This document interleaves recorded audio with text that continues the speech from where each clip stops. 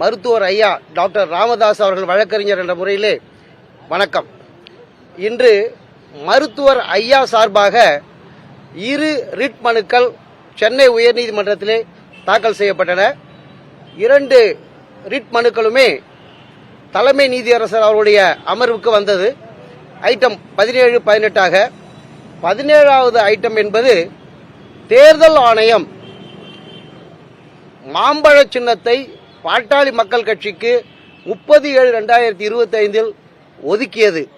அது ஒதுக்கியது விலாசம் சரியான விலாசம் இல்லாமல் அது 63 நாட்டுமுத்து நாயக்கன் தெருவுக்கு வந்திருக்க வேண்டும்.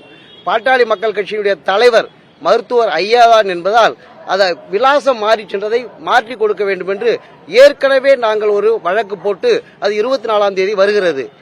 அந்த மனுவின் அடிப்படையிலே மாம்பழ சின்னத்தை டெல்லி உயர்நீதிமன்றத்திலே வழக்கு நடந்தபோது தேர்தல் ஆணையத்தினுடைய வழக்கறிஞர் நீதி திறந்த நீதிமன்றத்தில் அப்பா பிள்ளைக்குள் டாக்டர் ராமதாசுக்கும் அன்புமணிக்கும் இன்டர்னல் டிஸ்பியூட் இருப்பதால் தலைவர் என்று யாரையும் அங்கீகரிக்க முடியாது, தேர்தல் ஆணையத்திற்கு அதிகாரம் இல்லை என்று சொன்னதால் இவர்களுக்குள் இருக்கும் பிணக்கு தீரும் வரை மாம்பழ சின்னத்தை யாருக்கும் எங்களால் கொடுக்க இயலாது.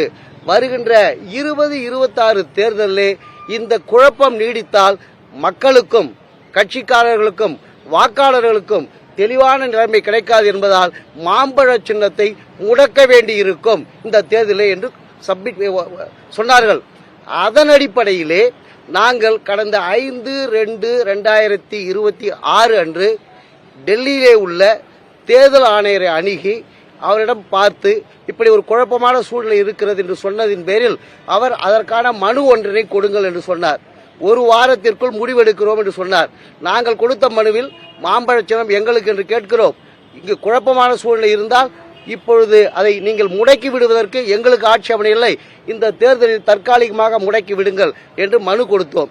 அந்த மனுவில் முடிவெடுக்காததால் உயர்நீதிமன்றத்திற்கு வந்தோம்.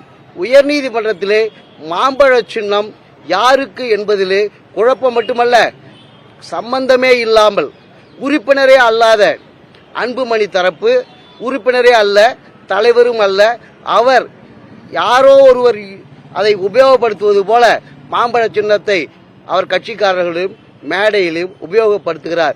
அதனால் அது குழப்பத்தை ஏற்படுத்தும், இருதரப்பினருக்குள்ளே பிரச்சனை உருவாகும், சட்டம் ஒழுங்கு வரும். எனவே தற்காலிகமாக எங்களுடைய மாம்பழ சின்னத்தை எங்களுடைய சிவில் வழக்கு முடியும் வரை அதை முடக்கி வையுங்கள் என்று கேட்டோம். அதற்கு நீதிமன்றத்திலே சிவில் வழக்கு நீங்கள் தாக்கல் செய்துள்ளீர்கள், சிவில் வழக்கு நிலுவையில் இருக்கிறது, தலைவர் யார் என்பதை சிவில் நீதிமன்றம் முடிவு செய்யும். அதிகாரம் தேர்தல் ஆணையம் இந்த விஷயத்திலே தலையிட அதிகாரம் பெற்றதால் தேர்தல் ஆணையம் இது என்ன என்று பார்த்து விரைவாக மாம்பழ சின்னத்தை முடக்குவதற்கான நடவடிக்கைகளை எடுக்க வேண்டும் என்று உத்தரவு பிறத்து அந்த மனுவை முடித்து வைத்தார்கள். அது ஒரு மனு. இன்னொரு மனு தேர்தல் ஆணையத்திலே கடந்த 30/5/2025 முதல் மருத்துவர் ஐயா அவர்கள் தலைவராக தேர்ந்தெடுக்கப்பட்டு கட்சியால் அங்கீகரிக்கப்பட்டுள்ளார் என்பதை கிட்டத்தட்ட 57 ஆவணங்கள் வாயிலாக ஓராண்டு காலமாக சொல்லி வந்ததும் தேர்தல் ஆணையம் தூங்குவது போல் நடித்துக் கொண்டு அதன் மீது நடவடிக்கை எடுக்காமல் இருந்தது. நாங்கள் வேறு வழி இல்லாமல் தேர்தல் ஆணையத்தை தட்டி எழுப்பி நாங்கள் கேட்ட பரிகாரத்தை கொடுங்கள் என்பதற்காக இந்த ரிட் மனுவை தாக்கல் செய்தோம். அவங்க ரிட் மனுவை என்ன செய்ய வேண்டும்? தேர்தல் ஆணையத்திற்கு வந்த தபாலின் அடிப்படையில் டாக்டர் ராமதாஸ் தான் கட்சியின் தலைவராக இருக்கிறார், கட்சியின் தலைவர் அங்கீகாரம் அவருக்குத்தான் என்று அதை பதிவு செய்திருக்க வேண்டும். அதை பதிவு செய்யாமல் அவர்களுக்கே தெரிந்த காரணங்களுக்காக, இன்னும் சொல்லப்போனால் விசேஷ காரணங்களுக்காக அவர்கள் அதை பதிவு செய்யாமல் காலம் தாழ்த்தினார்கள். நாங்கள் காலம் தாழ்த்துவதை பொறுத்து கொள்ளாமல் நீதிமன்ற வாயிலாக அன்புமணி தலைவர் என்று போலி ஆவணங்களை கொடுத்து தேர்தல் ஆணையம் உருவாக்கிய 4/12/2023 ஆவணத்தை ரத்து செய்வதற்காகவும், அதை ரத்து செய்வதோடு மட்டுமல்லாமல் ராமதாஸ் தான் தலைவர் என்பதை பதிவு செய்வதற்காகவும் அந்த வழக்கை தாக்கல் செய்தோம். ஏனென்றால் அந்த ஆவணம் பொய்யாக பெறப்பட்டது மட்டுமல்ல, அந்த ஆவணத்தில் முதல் கண்டிஷனே டாக்டர் ராமதாஸோ யாராவதோ தலைவர் என்று சொன்னால் அல்லது வழக்கு போட்டால் அந்த ஆவணம் செல்லா நிலையாகிவிடும் என்று சொல்லப்படுகிறது. அப்படிப்பட்ட ஒரு நுணுக்கமான ஆவணம் தேர்தல் ஆணையமே அன்புமணி தலைவர் இல்லை என்பதை 35 ஒப்புக்கொண்டு விட்ட ஆவணம் இருப்பதால் அதை நீங்கள் பரிசீலித்து மருத்துவர் தான் அந்த கட்சியினுடைய தலைவர் என்பதை பதிவு செய்ய கேட்டோம். அதிலே சிவில் நீதிமன்றத்தில் நீங்கள் மருத்துவர் தான் தலைவர், மருத்துவருக்கு தான் அனைத்து அதிகாரம் உள்ளது என்று கேட்டிருக்கிறீர்கள். சிவில் நீதிமன்றம் அதை முடிவெடுக்க சீக்கிரம் முடிவெடுக்க வேண்டும் என்று உத்தரவிட்டு அந்த வழக்கை முடித்து வைத்தார்கள். இதிலே யாருக்கும் வெற்றி தோல்வி கிடையாது. மருத்துவர் ஐயாவுக்குத்தான் வெற்றி. மருத்துவர் ஐயா கோரியபடி மாம்பழ சின்னம் முடக்கப்படவிருக்கிறது. மருத்துவர் ஐயா கோரியபடி சிவில் நீதிமன்றத்திலே அது மருத்துவர் ஐயா தான் தலைவர் என்பதை தீர்மானிக்கின்ற நாள் வந்து கொண்டிருக்கிறது. எது எது சிவில் நீதிமன்றம் OS 664/2026 வழக்கு போட்டு சம்மன் தேர்தல் ஆணையத்திற்கு அன்புமணிக்கு எல்லாருக்கும் இன்ஜெக்ஷன் 4 இன்ஜெக்ஷன் கேட்டிருக்கோம். அந்த 4 இடைக்கால உத்தரவு மற்றும் வழக்கு எல்லாமே 25/2/2026 வருது. இன்னொரு வழக்கு டெல்லி சென்னை உயர்நீதிமன்றத்தில் மாம்பழம் அலாட் பண்ண வழக்கு 24ஆம் தேதி வருது. பிப்ரவரி 25ஆம் தேதி சிவில் நீதிமன்றத்தில் வருகிறது. அன்று சிவில் நீதிமன்றத்தை அணுகி நாங்கள் உத்தரவு பெறுவோம். ஏனென்றால் சிவில் நீதிமன்றத்திற்கு சீக்கிரம் வழக்கை முடிக்க சொல்லி உத்தரவு தேர்தலுக்கு முன்பாக. எனவே மாம்பழ சின்னம் முடக்கப்படும். ஐயாதான் கட்சியின் தலைவர் என்று சொல்லப்படும். அன்புமணி கட்சி சாராதவர் என்பதாக அது தீர்மானிக்கப்படும். அது திண்ணம். என்று சொன்னால் அன்புமணி பாட்டாளி மக்கள் கட்சி இல்லை, பாட்டாளி மக்கள் கட்சியில் உறுப்பினரும் இல்லை. அதற்கு மேற்கொண்டு அவர் அப்பீல் செய்யவில்லை. கட்சியிலே இல்லாத நபரை ஊடகங்கள் தலைவர் என்று சொல்வதே தவறு என்று இன்னொரு வழக்கு போட்டிருக்கிறோம். அப்படிப்பட்ட அன்புமணி உதயசூரியன் சின்னத்தில் நிற்கலாம், இரட்டை இலையில் நிற்கலாம், தாமரையில் நிற்கலாம். பாட்டாளி மக்கள் கட்சி சின்னம் மாம்பழத்தில் நிற்கவே முடியாது. அதை நாங்கள் திண்ணமாக சொல்லுவோம். எனவே அன்புமணி பாட்டாளி மக்கள் கட்சிக்கு சேராதவர், உறுப்பினரே இல்லாத நபர். அவரை பற்றி எந்த கோரிக்கையும் இனி வைக்க முடியாது. அன்புமணி பழனிசாமியுடன் பாட்டாளி மக்களுக்காக கட்சிக்காக கூட்டணி என்று சொன்னது சட்ட விரோதம் என்ற வழக்கும் சிட்டி சிவில் கோர்ட்டில் உள்ளது. எனவே அவர்கள் கூட்டணி வைத்தது செல்லாது. பாட்டாளி மக்கள் கட்சி சின்னம் அவருக்கு கிடைக்காது. பாட்டாளி மக்கள் கட்சி என்று சொல்லாமல் அவர் சுயேட்சையாக நின்று கொள்ளலாம்.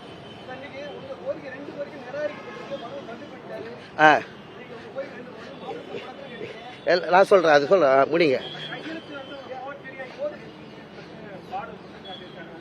என்ன கையெழுத்து? தேர்தல் ஆணையத்தில் பாலு சொல்லல. தேர்தல் ஆணையத்தில் அன்புமணி போர்ஜரியை அலாட் பண்ணி போர்ஜரியா அவங்க அப்பாவே தெரியாம ஒரு பொதுக்குழு கூட்டம் தான் கூட்டி அவராவே கையெழுத்த போட்டு இடையில 3 வருஷத்துக்குள்ளேயே 2023 பொய்யான ஒரு கடிதம் கொடுத்து அவர் மனு கொடுத்திருக்கிறாரு. அது பேர்ல சிபிஐ விசாரணை டெல்லியில் இருக்கிற சொன்னதுக்கு அப்புறம் இவங்களும் தான் போர்ஜரி கையெழுத்து கொடுத்தாங்கன்னு சொன்னாங்க. விஜயராகவன் சொன்னது உடனே சொல்லிட்டேன், அப்ஜெக்ட் பண்றா இவர் பேர்ல நடவடிக்கை எடுப்பேன். திறந்த நீதிமன்றத்தில் நீதிபதி எதிர்த்தாப்படி நான் சொன்னேன். ஐயாவுடைய கையெழுத்தை அன்புமணி தான் போர்ஜரி பண்ணார். அதை நீங்க மாத்தி படிக்கணும். அவர் போர்ஜரி பண்ணி தேர்தல் ஆணையத்தை கொடுத்திருக்காரு. அவர் கையெழுத்து யாரும் போர்ஜரி பண்ணல.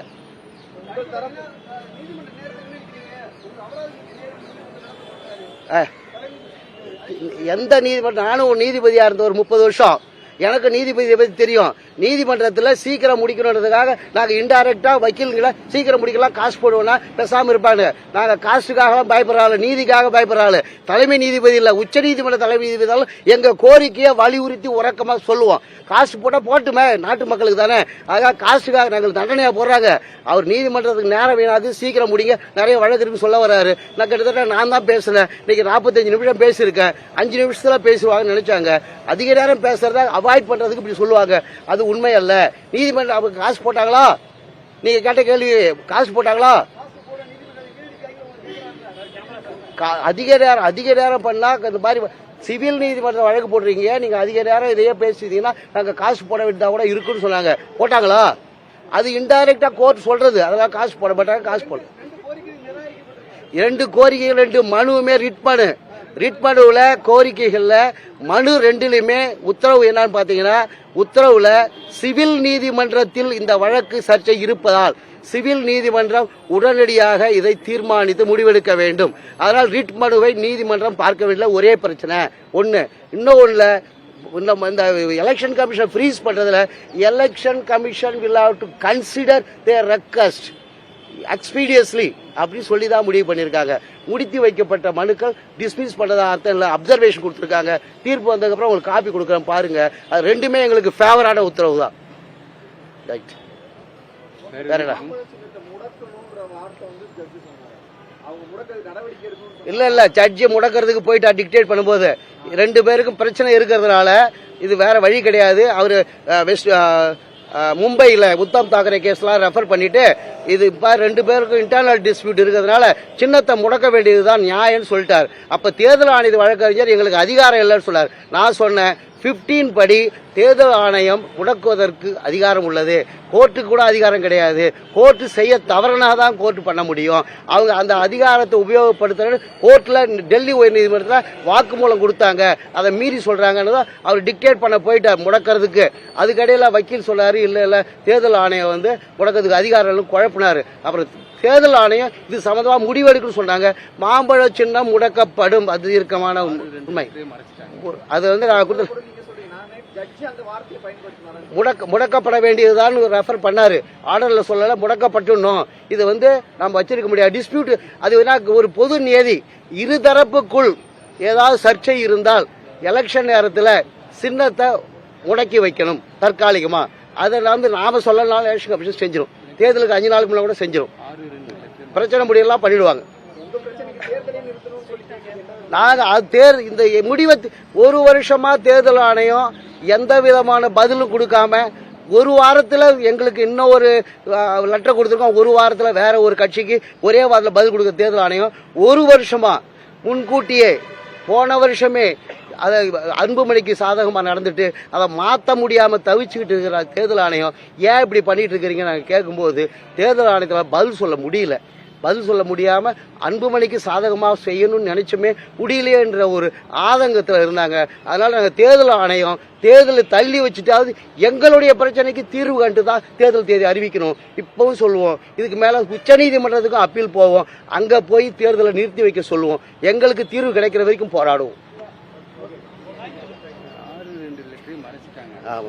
6/2/2026 நாங்க தேர்தல் ஆணையத்தில் முறைப்படி மாம்பழ சின்னம் எங்களுக்கு கிடைக்கவில்லை என்றால் முடக்க வேண்டும் மனு கொடுத்தோம். பரிசீலனை இருக்குது. அது முடிக்கலன்னு தான் இங்க வந்திருக்கிறோம். அதை முடிக்க சொல்லி உத்தரவு போட்டிருக்காங்க.